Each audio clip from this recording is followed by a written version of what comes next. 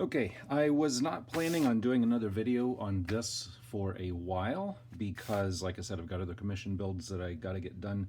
However, I got something on eBay recently that should really help in getting the details of the engine correct. And so, yeah, let me show you what I got because I do have a question for some of you Ducati professionals. So let me show you what I got. I got this. This is a crankcase from an actual Ducati engine. I got it on eBay. And not only did I get this, but I got the other half as well. I'm not going to go grab it because there's barely room for this in the video and it would just take up too much space. But I got a crankcase on eBay for only 30 bucks. And the eagle-eyed amongst you will probably realize why it was only 30 bucks. Busted out here, and on the other side also busted out. But I don't care because I just need this for the dimensions. Now, on the Bimota Tesi 1D, it uses a Ducati 851 engine. Now, the question I have for you Ducati professionals is if this is the same thing. This is actually an ST3. When I saw this on eBay, and I saw that it was an ST3, I was kind of wondering. It looked just like photos of 851s that I've looked at. So what I did was I looked up the seal that goes around here, and that seal is applicable to both the ST3 and the 880 or the 851 and the 906 and a bunch of others, like a couple of hundred others. Same with the seal on the other side, on the right-hand side of the crankcase half. The seal that goes around here, it's the same part numbers applicable to all these different engines. So before I take all the dimensions from this to make a scale model that will be used for the sandcasting, I want to know, from any of you who know, is this the same as what's on an 851? Now, I know the bore and strokes will probably be different. I know the gearing will probably be different. I don't care about any of that. I just want dimensionally, visually. In other words, if somebody looked at this, if I made a 1/3 scale model of this and somebody looked at it, would they be able to tell that's not an 851, that's an ST3? Or would they not even realize it all? Hopefully it's the same, so I can just start using dimensions from it.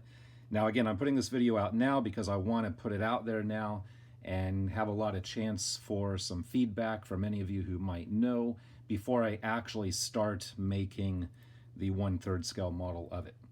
I've already done a few minor little dimension check things, and if you might remember from a previous video, I just 3D printed a case like this. Now this was never intended to be the actual casting or the actual model for the casting. This was just to give me something to hold.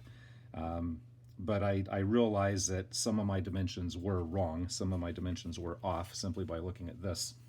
I also realized that when you look at the fittings where the transmission gearing goes, which would be here, so the two transmission shafts here, this is where the shifter thingy goes. Of course, you got the crank and the camshafts here.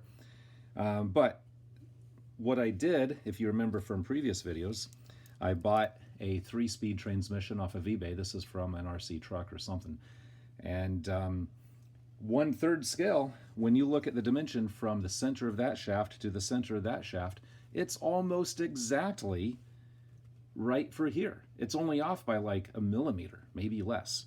So that would be like this being off by 3 millimeters, which you would never notice. Visually, you would never notice. So I can easily fudge 1 millimeter. So this should fit. Now I might have to get rid of a gear. I don't know. I haven't really messed with this too much yet. So I might end up only having a 2-speed instead of a 3-speed, but whatever. I don't really care about that too much. I have also realized that the bolts that hold the two halves together, all the bolts that come around here, the guy I bought this from actually had them bolted together with 2 bolts. And those bolts in 1/3 scale is almost perfect for a 440 screw. The 440 screw is just a tiny bit bigger, but I really don't want to go any smaller than a 440 holding this thing together. So again, some of the dimensions I'll fudge a little bit, like the thickness around these flanges. I'll probably add a millimeter to the actual casting. Of course, I'll be added onto the inside. Also, this flange around here, again, I'll probably add a millimeter to the inside just so it's a little bit thicker. Because again, you scale that down to a third. I mean, it's like really skinny, not a lot of meat to it. So I'll fudge a millimeter all the way around it.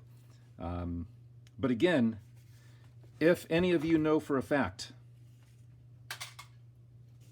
if this is visually, dimensionally the same as an 851, please let me know. And then I'll just continue taking everything from here. Again, just looking at photos, because I did an image search for Ducati 851 engine online and pulled up a whole bunch of photos of the actual engine.